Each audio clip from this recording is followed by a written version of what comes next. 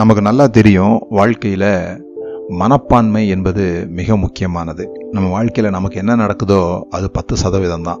நமக்கு நடந்ததற்கு நாம் எப்படி ரெஸ்பான்ஸ் பண்ணுறோம், நாம் எப்படி அதை கையாளுகிறோம் என்பதில் தான் மீதி 90% வாழ்க்கை அடங்கியிருக்கிறது.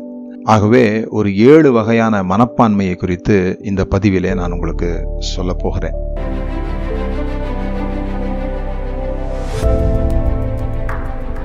முதலாவது பிலிப்பியர் 4:13 சொல்லப்பட்டிருக்கிறது போல, என்னை பலப்படுத்துகிற கிறிஸ்துவினாலே எல்லாவற்றையும் செய்ய எனக்கு பலன் உண்டு என்கிற மனப்பான்மை வேண்டும். I can do all things through Jesus Christ. எனக்கு யாருடைய உதவியும் இல்லை, எனக்கு பணம் இல்லை, என்னவெல்லாம் இல்லை என்பதை பார்க்காம உங்க கண்களை என்னவெல்லாம் இருக்கிறது என்பதை பார்ப்பதற்கு இந்த மனநிலை மிக முக்கியம். என்னால முடியும், எனக்கு உதவி செய்ய ஒருவர் இருக்கிறார், என்னை பலப்படுத்த ஒருவர் இருக்கிறார் என்கிற அந்த மனப்பான்மை தான் பவுலை இவ்வளவு வேலைகள் செய்ய வைத்திருக்கிறது. அது உங்களுக்கும் அதே அளவுக்கு உதவும். அடிக்கடி வாயத்திறன் சொல்லுங்க, என்னை பலப்படுத்துகிற கிறிஸ்துவினாலே எல்லாவற்றையும் செய்ய எனக்கு பலன் உண்டு என்று சொல்லுங்கள்.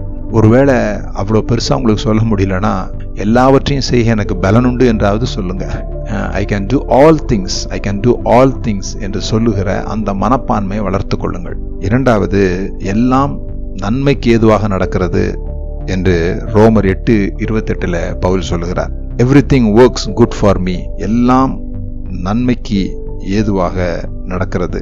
அப்போ நீங்க போகிற அந்த சூழ்நிலை ஒருவேளை உங்களுக்கு கெட்டதாக தோன்றலாம். ஆனால் ஒரு விஷயம், இது எல்லாம் ஒரு காலத்துல பார்க்கும்போது நல்லதுக்கு தான் அப்படிங்கிறது புரியும் என்பதை நீங்கள் ஏற்றுக்கொள்ள வேண்டும். ஏன்னா ஒரு நேரத்தில் நம்ம கஷ்டமா நினைச்ச காரியங்கள் இன்றைக்கு திரும்பி பார்க்கும்போது, ஆஹா நல்லதுக்கு தான் நடந்திருக்குது அப்படின்னு எவ்வளோ விஷயங்கள் சொல்றோம். அதே போல இப்ப நடக்கிற கஷ்டங்கள் கூட நமக்கு பின்னால நல்லதாக தெரிகிறதற்கு வாய்ப்பு இருக்கிறது. ரூத்தினுடைய புருஷன் இறந்திருக்கும் போது அவள்கிட்ட போய் யாராவது இது நல்லதுக்கு தான் அப்படின்னு சொல்லியிருந்தா அவளால் ஏற்றிருக்கவே முடியாது. ஆனா பிறகு போவாசை திருமணம் பண்ணினதுனால இயேசு கிறிஸ்துவினுடைய வம்சத்திலே அவருடைய பெயர் வந்தது என்று நாம் அறிந்திருக்கிறோம். மூணாவது, I will look good in all things.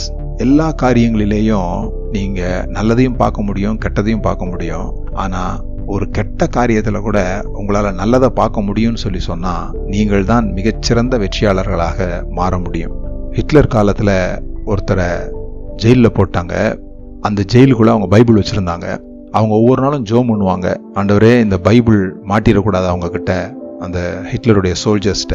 ஏன்னா அது வைத்திருக்க கூடாதுன்றது சட்டம். எப்போ சோதனை போடுவாங்களோ அப்படின்னு சொல்லி அவங்க பயந்துட்டு இருந்தாங்க. ஆனா அந்த ஜெயிலில் நிறைய மூட்டைப்பூச்சிங்க, பயங்கரமான மூட்டைப்பூச்சிங்க. இந்த அம்மா டெய்லி காலையில அந்த மூட்டைப்பூச்சிகளுக்காக நன்றி செலுத்துவாங்களாம். எல்லாருக்கும் எரிச்சலா இருக்கும், மூட்டைப்பூச்சிக்கு ஏன் நன்றி செலுத்துற அப்படின்னு சொல்லி. ஆனா ஒரு நாள் தெரிய வந்தது, ஏன் அந்த அறையை மட்டும் யாருமே சோதனை போட வரலன்னா இந்த மூட்டைப்பூச்சிகளுக்கு பயந்துதான் அந்த அறையை யாரும் சோதனை போட வரல. அதனாலதான் இவங்க அந்த வேதத்தை வாசித்து அவர்களுடைய சோர்வுகளில் இருந்து அவர்கள் விடுதலை பெற்று கடைசி வரைக்கும் அங்க உயிரோட இருந்து தப்பிச்சு வந்தவங்க. நான்காவது, God will fight all my battles. எனக்காக யுத்தம் செய்கிற தேவன் ஒருவர் இருக்கிறார், எல்லா யுத்தங்களையும் அவர் பார்த்து கொள்வார் என்கிற மனப்பான்மை உங்களுக்கு தேவை. ஐந்தாவது, I will sing praises even in midlight of my life. என்னுடைய வாழ்க்கையில எல்லாம் இருளா இருக்கும்போது கூட எனக்குள்ளாக ஒரு பாடலை நான் வைத்துக் கொள்வேன். எப்படி சிறைச்சாலையில் இருக்கும்போது பவுலும் சீலாவும் பாடினாங்களோ அப்படி உங்க உதடுகள்ல ஒரு ராகம், ஒரு ஹம்மிங் எப்பொழுதும் இருக்குமானால் வாழ்க்கையில் வர்ற எந்த பிரச்சனைகளையும் நீங்க மேற்கொள்ள முடியும். ஆறாவது, I will always fight for unity. பிரச்சனைகளுக்கு நான் காரணமாக இருக்க மாட்டேன், பிரச்சனைகளை தீர்ப்பதற்கு காரணனாக இருப்பேன் என்கிற உணர்வு உங்களுக்கு எப்பொழுதும் இருக்கணும். எப்பொழுதும் எல்லாரையும் சேர்க்கிறவர்களாக நீங்கள் உங்கள் மனநிலையை வைத்துக் கொள்ள வேண்டும். ஏழாவது, நான் எதற்கும் கவலைப்பட மாட்டேன். I will not worry. இந்த கவலை தான் என்னை கீழ்நோக்கிய பயணத்துக்கு கொண்டு போயிடும். கவலைப்படுறதுனால என்னால் எதுவும் செய்ய முடியாது. ஆகவே எதை குறித்து நான் கவலைப்பட மாட்டேன் என்று சொல்லுகிற இந்த 7 மனநிலையும் உங்களுக்கு இருக்குமானால் நீங்கள் தான் வெற்றியாளர்கள்.